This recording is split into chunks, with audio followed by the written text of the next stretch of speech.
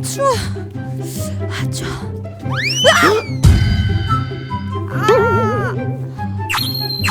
아무도 못 본 거지? 아, 창피해. 아, 창피해서 아픈지도 모르겠네. 아, 빙판길이 여기인지 내가 어떻게 알았냐고. 초희 씨, 아, 괜찮아요? 빙판길 때문에 많이 놀랬죠? 괜찮아요. 좀 쪽팔리긴 한데 괜찮아요. 겨울철엔 사람도 자동차도 빙판길 조심해야 돼요. 특히 자동차의 블랙아이스 사고의 경우 많은 사상자를 낼 수도 있으니까 특히 조심하셔야 돼요. 맞아요. 저도 최근에 블랙아이스 때문에 차를 폐차한 경험이 있거든요. 그래서 무서워가지고 운전도 못한다니까요. 그래서 여러분, 블랙아이스 꼭 잘 알아두셔야 합니다.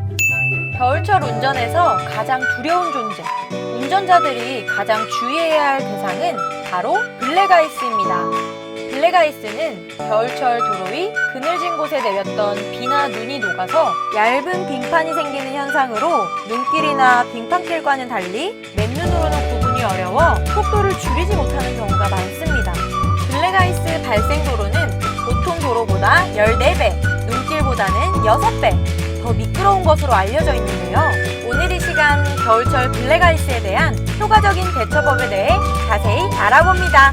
아, 블랙아이스 진짜 무서운 놈이에요. 맞아요. 매년 블랙아이스라는 사고가 빈번하게 발생하고 있어요. 그쵸. 블랙아이스는 말 그대로 검은색 얼음이에요. 그래서 눈이나 비가 도로 틈새에 이렇게 스며들었다가 밤사이에 도로나 기름 아니면 이물질 같은 거하고 섞여서 도로 위에 얇게 깔려있는 걸 말하는 거잖아요. 네, 맞습니다. 블랙아이스는 도로 결빙 현상입니다.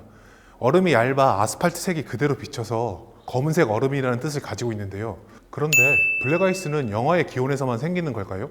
아, 영하에서도 당연히 생기지만 영상 한 3, 4도인 날씨에도 블랙아이스가 충분히 생길 수 있어요. 그러니까 진짜 주의하셔야 됩니다. 와, 진짜 잘하시네요. 아, 그쵸. 제가 블랙아이스 때문에 사고를 크게 당해가지고 엄청 열심히 공부했다니까요. 그러면 블랙아이스를 특히 조심해야 할 곳이 있다는 것도 알고 계신가요? 당연하죠. 화면에서도 보시다시피 블랙아이스는 주로 다리 위 도로, 터널 출입구, 콘크리트 도로 등에서 자주 발견이 됩니다.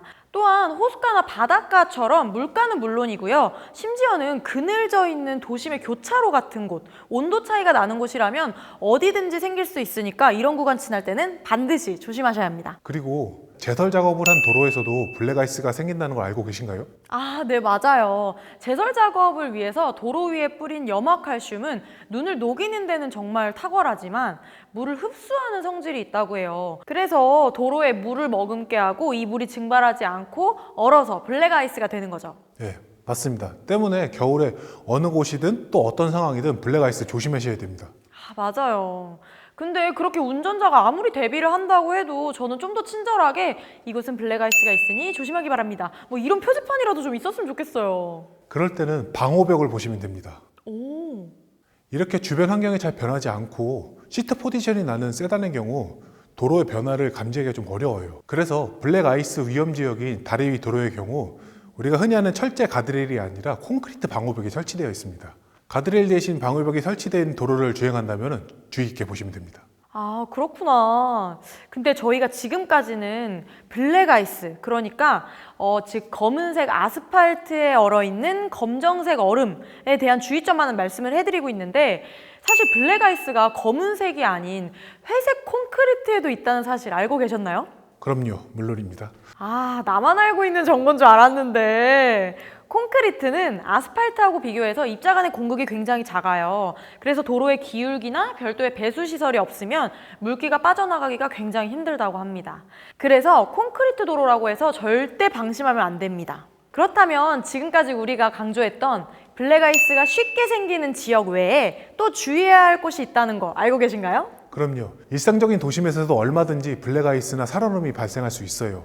예를 들어 우리가 차로를 변경할 때 받는 차선이나 차로 가장자리나 바깥, 회전하는 교차로 등에서 이제 살얼음을 만나면 차량이 미끄러질 수 있어요. 아, 그쵸. 겨울은 언제나 24시간 다 주의해야 될 그럴 계절입니다. 아, 근데 제 친구는 왜 블랙아이스를 걱정하냐고 사륜구동으로 바꾸면 되지 않냐고 하더라고요. 꼭 그런 건 아닙니다. 근데 험한 길에서 정말 강력한 위력을 발휘하는 사륜구동 자동차도 타이어의 접지력 자체를 무력화시키기 때문에 겨울철 블랙아이스 앞에서는 맥을 못 춘다고 들었어요.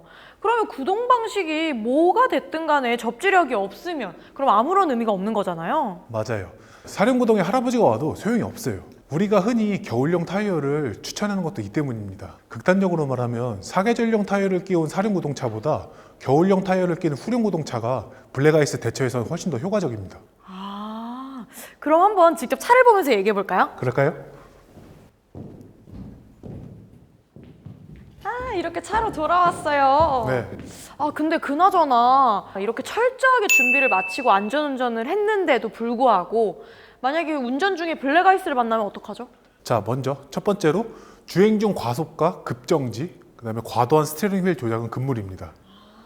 두 번째로 요즘 나오는 차량은 차체 자세 제어 장치가 기본적으로 장착돼요. 그런데 뭐 VDC, ABS 등 이런 차체 자세 제어 장치가 없는 차량의 경우 브레이크를 나눠 밟아서 바퀴가 잠기는 현상을 막아줘야 됩니다. 자, 세 번째. 겨울철에는 다리나 고가도로에 진입하기 전에 반드시 속도를 줄이는 습관을 들여야 돼요. 같은 기온이라도 블랙아이스는 다리와 고가도로에 먼저 형성되기 때문이죠. 자, 제가 지금까지 말한 방법은 블랙아이스에 대한 절대적인 대처법이 아니라 블랙아이스에 대한 위험을 줄이고요. 만약에 사고가 났을 때 그 피해 정도를 줄이기 위한 방법인 거예요. 또 겨울용 타이어를 사용하는 것도 블랙아이스 사고를 줄이는 데 굉장히 큰 도움이 됩니다.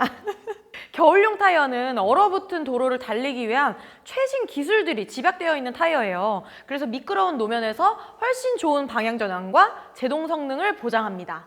게다가 많은 전문가들이 미끄러운 도로에서 타이어가 큰 도움이 된다고 얘기를 했어요. 그러나 고속주행에서는 사계절용 타이어와 큰 차이가 없으니 과속은 금물입니다. 그런데 초혜 씨, 이렇게 안전운행을 했음에도 불구하고 차가 미끄러지기 시작하면 어떻게 해야 될까요? 차체 자세 제어 장치가 있어도 블랙아이스에 대응할 수 있는 범위는 한정적입니다. 그래서 블랙아이스로 인해 차가 미끄러지면 일단 차가 미끄러지는 방향, 즉 앞머리가 향하는 반대 방향으로 스티어링 휠을 조심스럽게 조작해야겠죠. 그리고 차가 방향을 잡았다면 스티어링 휠을 똑바로 정렬하고 조작하지 말아야 합니다. 그리고 바퀴가 잠기면 브레이크에서 살짝 발을 뗐다가 다시 밟아서 ABS와 VSM이 다시 작동하도록 조치해 주셔야 돼요. 특히 저속에서는 ABS가 작동하지 않을 수도 있는데 이때 역시 브레이크에서 살짝 발을 뗐다가 다시 밟아서 ABS를 다시 작동시킬 수 있다는 거 명심하시고요. 역시 블랙아이스 사고를 한번 겪으시니까 전문가시네요. 제가 블랙아이스 사고 나고 나서 진짜 공부를 열심히 했다니까요. 그나저나 만약에 미끄러짐 사고가 났다고 하면 어떻게 대처해야 되는지 아시나요? 그럼 신고부터 해야 되나요? 오, 딩동댕! 맞습니다. 그리고 다른 차들로 인한 2차 사고 예방에 최선을 기해야 돼요. 겨울철 내가 미끄러져 사고가 났다면 후속하는 차는 그대로 사고 현장을 덮칠 수 있기 때문이에요. 만약에 미끄러짐 사고가 났다면 우선 차량에서 급하게 내리면 안 되시고요. 우선 뒤쪽 상황을 살피고 안전할 때 하차를 해야 됩니다. 하차 후에는 뒤따라오는 차량이 미끄러져서 충돌하더라도 내가 피해를 받지 않을 만한 곳으로 대피를 해야 합니다. 맞습니다. 무엇보다 2차 사고 예방에 최선을 다해야 하는데요. 그런데 천천히 달리면 이 블랙아이스를 피할 수 있다고 생각하시는 분들이 좀 계세요. 근데 천천히 달리면 블랙아이스를 피할 수 있지 않을까요? 그런데 그건 잘못된 생각입니다. 블랙아이스는 도로 위에 얇은 살얼음이거든요. 이게 아스팔트 도로 위에서 맨눈으로 구분하기가 좀 힘들어요. 실제로 한 공중파 방송에서 실험을 했는데요. 모두 30km 정도의 저속 주행을 했음에도 불구하고 블랙아이스를 구별하지 못했다고 해요. 블랙아이스가 우려되는 도로에서는 감속 운전이 최선이라는 거 잊지 마세요. 맞습니다. 블랙아이스로 인해 차가 미끄러지거나 회전하는 상황에서는 현실적으로 대처하는 게 굉장히 어려워요. 맞아요. 그래서 대처보다는 예방이 최우선이랍니다. 자, 이제 만발의 준비를 마쳤으니까 이제 한번 출발해 볼까요? 잠시만요. 왜요?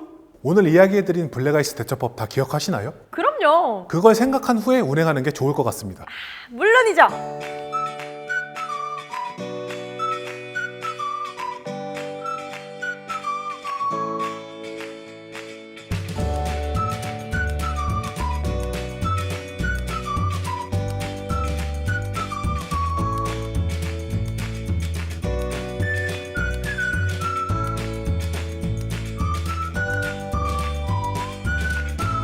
오늘 기아 자동차 캣TV 내차 관리 팩트체크에서는 블랙아이스 효과적인 대처법은에 대해서 알아봤는데요. 덕분에 저도 겨울철 운전 자신이 생겼습니다. 겨울철 주행에는 장사가 없습니다. 무조건 미리 조심하시는 게 답이고요. 그쵸? 그리고 안전한 주행을 위해 가급적이면 겨울용 타이어를 교체하시는 걸 권해드립니다. 네, 여러 번 강조해도 진짜 부족하지 않은 겨울철 자동차 안전운행 꼭 명심하길 바랍니다. 기아 자동차 캣TV 내차 관리 팩트체크에서는 자동차 운행과 유지보수, 점검에 관련된 다양한 주제를 다루고 있습니다. 궁금한 점이 있으시다면 댓글로 많이 남겨주시면 저희가 팩트체크하러 가겠습니다. 그렇다면 구독과 좋아요, 알림 설정까지 댓글도 많이 남겨주세요. 캣TV!